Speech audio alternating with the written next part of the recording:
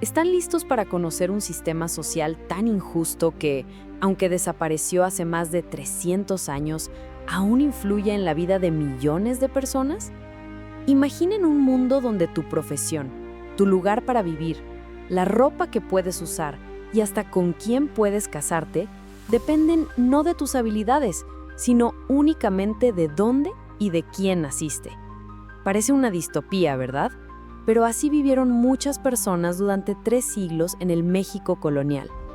Lo más sorprendente es que este sistema fue tan complejo y bien diseñado que los sociólogos modernos lo estudian como un ejemplo único de control social. Pero ¿cómo lograron que solo 1% de la población controlara el 90% de la riqueza?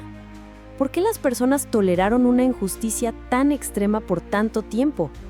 Vamos a descubrir juntos esta fascinante y a la vez aterradora historia. Después de la conquista del Imperio Azteca en 1521, los españoles tuvieron un problema muy serio. ¿Cómo gobernar un territorio enorme con millones de habitantes si ellos eran solo unos miles? La solución fue cruel pero eficaz. Crear una pirámide social rígida donde todos supieran su lugar y no lo cuestionaran. En la cima estaban los peninsulares, españoles nacidos en España. Justo debajo estaban los criollos, descendientes de españoles, pero nacidos en América. Entre estos grupos había un odio enorme. Los criollos, a pesar de ser ricos y educados, siempre fueron ciudadanos de segunda clase. Luego comenzaron los matrimonios mixtos. Los hijos de españoles e indígenas se llamaban mestizos. Los hijos de españoles y africanos, mulatos. Los hijos de indígenas y africanos, zambos. Los españoles crearon más de 50 categorías raciales para describir todas las combinaciones posibles. Algunos nombres eran ridículos, como tente en el aire, que literalmente significa mantente en el aire. En este sistema, el color de piel determinaba todo en la vida. Los indígenas no podían usar ropa europea. Si lo hacían, podían ser multados e incluso encarcelados. Pero también había una paradoja. A los indígenas no se les obligaba a pagar el diezmo eclesiástico que sí pagaban los demás. Los mestizos no podían ingresar a los gremios artesanales, pero sí podían dedicarse al comercio. Los africanos y sus descendientes no podían portar armas, pero con frecuencia trabajaban como capataces en plantaciones y minas. Aún más sorprendente era el sistema de blanqueamiento. Una persona podía comprar un estatus racial más alto. Un mulato rico podía pedir a la corona un documento que lo declaraba blanco. Aunque raro, esto mostraba que el sistema rígido era flexible para quienes tenían dinero. Algunas familias gastaban generaciones enteras en blanquear su genealogía con matrimonios y riqueza. La economía también estaba marcada por las castas. El mismo trabajo pagaba diferentes salarios según la raza. Un artesano blanco ganaba varias veces más que un indígena o mestizo por el mismo trabajo. Y había profesiones consideradas indignas para los blancos. Muchos criollos preferían vivir en pobreza antes que hacer trabajos físicos que dañaran su reputación. La minería generaba riquezas inmensas. Los dueños de minas de plata acumulaban fortunas mayores que las de reyes europeos. Por ejemplo, José de la Borda gastó en una sola catedral lo que costaba mantener una provincia entera. Mientras tanto, los indígenas que extraían la plata trabajaban en condiciones terribles y morían por envenenamiento con mercurio, recibiendo apenas centavos. Los españoles controlaban el comercio, creando monopolios. Ni siquiera los criollos ricos podían acceder a grandes negocios. El negocio familiar se transmitía a sobrinos venidos de España, no a hijos nacidos en América. La Iglesia Católica era uno de los mayores terratenientes y prestamistas de la colonia. Oficialmente, predicaba la igualdad ante Dios, pero en la práctica, el estatus racial determinaba salarios y oportunidades. Un sacerdote blanco podía ser arzobispo. Un sacerdote indígena podía ser solo párroco en pueblos pequeños. Los libros eclesiásticos registraban con cuidado la raza de cada persona, creando una especie de base de datos de estratificación social. Los matrimonios entre razas diferentes estaban permitidos, pero desaprobados.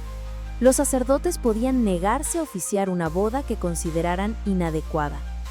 Sin embargo, los conventos eran una oportunidad para movilidad social. Algunos indígenas y mestizos podían ingresar y convertirse en predicadores o teólogos, aunque esto era raro. La vida en las ciudades, como Ciudad de México o Puebla, era diferente. En las ciudades, las fronteras raciales eran más difusas. Un comerciante mestizo rico podía vivir mejor que un español pobre. Pero las ciudades tenían códigos sociales no escritos, divididos por raza y origen. En el campo, las haciendas funcionaban como pequeños estados feudales. Los dueños de haciendas tenían poder casi absoluto sobre los trabajadores. Podían imponer leyes propias, tener cárcel y guardias armados. Los trabajadores vivían atrapados en deudas que los ataban a la propiedad de por vida. Sin embargo, muchas comunidades indígenas mantuvieron autonomía combinando costumbres indígenas con instituciones españolas. La discriminación en la colonia era doble, por raza y por género. Las mujeres blancas de familias ricas vivían en relativo lujo, pero sin derechos políticos.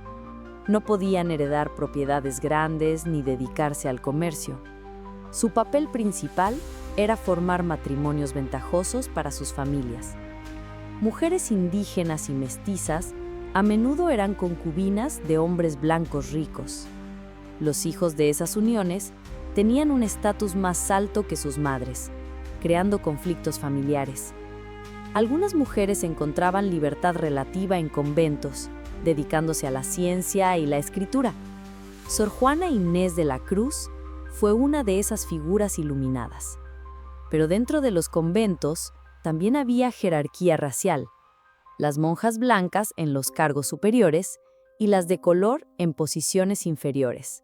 Las personas no aceptaron pasivamente el sistema. Hubo levantamientos y rebeliones, como la de Túpac Amaru en Perú y otros en México. Pero la resistencia más común fue cotidiana y silenciosa. Las personas usaban vacíos legales, sobornos y documentos falsos para saltarse barreras. En regiones remotas, comunidades enteras ignoraban las leyes coloniales. El camuflaje racial era una estrategia común. Las personas cambiaban nombre, vestimenta y lugar de residencia para parecer de castas superiores. El sistema que parecía rígido era en la práctica permeable para quienes sabían cómo aprovecharlo. A pesar de la división, la colonia generó una cultura única. La cocina combinó maíz indígena, cerdo europeo y especias africanas. Surgieron nuevos estilos musicales, arquitectónicos y artesanales. El español se enriqueció con palabras indígenas. Los idiomas originarios adoptaron términos europeos. El catolicismo se mezcló con creencias indígenas y africanas.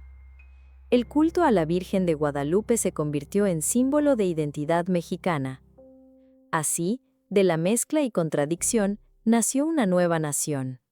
El sistema buscaba estabilidad y control, pero también creaba obstáculos para el desarrollo económico. Las barreras raciales impedían que muchas personas talentosas participaran plenamente. Esto causaba desperdicio de recursos humanos y retraso en el progreso. Paradójicamente, la corona violaba sus propias leyes cuando convenía económicamente. Vendían puestos a personas de castas inferiores y miraban hacia otro lado con su origen cuando hacía falta. Las regiones fronterizas con menor control español tenían sociedades más igualitarias y crecimiento más rápido. A finales del siglo XVIII, la rígida estructura de castas comenzó a fracturarse. La población de origen mixto creció hasta ser mayoría en algunas regiones. Los criollos acumularon suficiente riqueza e influencia para desafiar a los peninsulares. Las ideas de la Ilustración llegaban desde Europa, cuestionando la jerarquía racial. En 1810 comenzaron las guerras de independencia. Los líderes independentistas usaron las diferencias raciales para movilizar a la gente. Aunque llamaban a la unión contra Europa, muchos criollos mantenían prejuicios raciales. La independencia no eliminó inmediatamente la desigualdad racial. Las nuevas élites frecuentemente reproducían estructuras coloniales bajo nuevos nombres.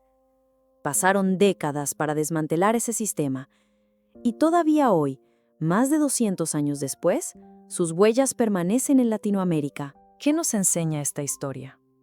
Primero, que las diferencias raciales son artificiales y creadas por intereses políticos y económicos. Segundo, que la capacidad humana para adaptarse y resistir en condiciones injustas es enorme. Tercero, que tratar de justificar la desigualdad con ciencia racial es una peligrosa pseudociencia. Finalmente, que una sociedad basada en la exclusión y discriminación, tarde o temprano, enfrenta graves problemas. El talento se desperdicia, el potencial se pierde y el descontento social crece. La justicia no es solo moral, sino también clave para la estabilidad y prosperidad.